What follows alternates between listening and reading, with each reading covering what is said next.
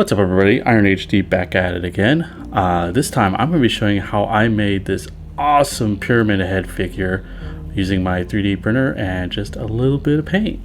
I absolutely loved how this guy came out, and I hope you enjoy just watching the process as much as I had just making it.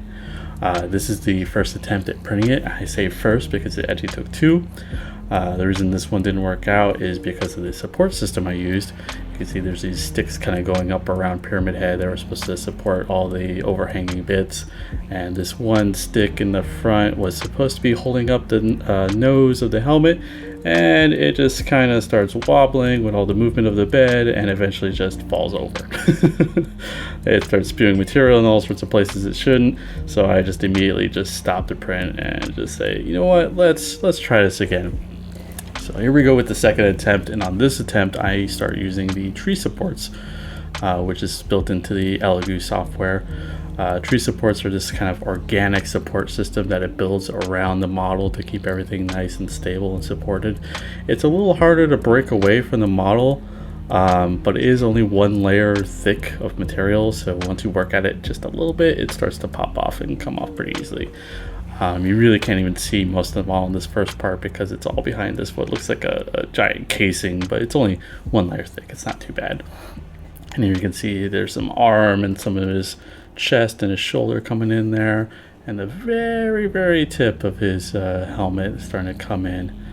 Here's the last little bit of it. I really love the amount of detail that came into this model on a FDM printer.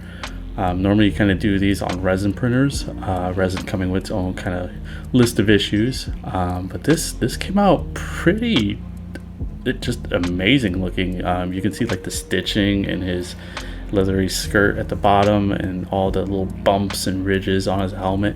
You do see some of the layer lines, but it's really not too bad. It's for an FDM printer, this is pretty good. So you know what, let's start getting him painted up. We're going to start with some Monster Brown. I'm using the Army Painter line of paints. These are kind of the more affordable paints than something like Citadel, but they work pretty well for me. So we're just going to get them all covered up in this nice brown. It's just sort of a base layer. We're going to get everything nice and based out first. Next I start using this metallic called Gunmetal. It's a really dark metal.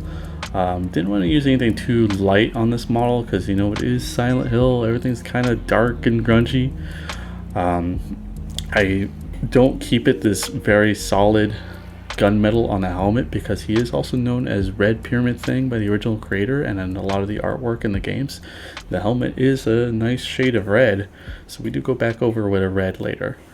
There's some oak brown. This is going to be the hilt of his weapon and also the rope bindings around his waist, because I thought it'd be nice to have these a nice darker color rather than have everything with nice one flat color for his clothing. And then we're going to get him colored up on his hands and his chest with this tanned flesh.